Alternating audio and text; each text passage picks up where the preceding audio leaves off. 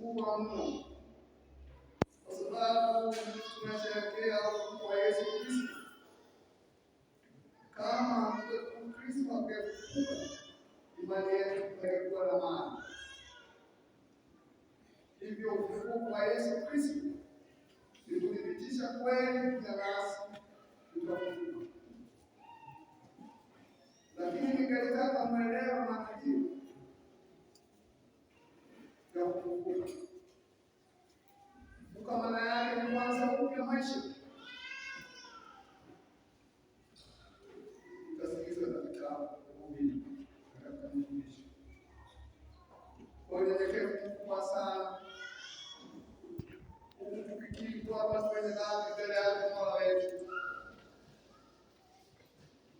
tunamwomba atusamehe dhambi zetu, atutakase, awe mwenye kupokea dua zetu, na ibada hii tutamtolea kwa heshima kubwa sana.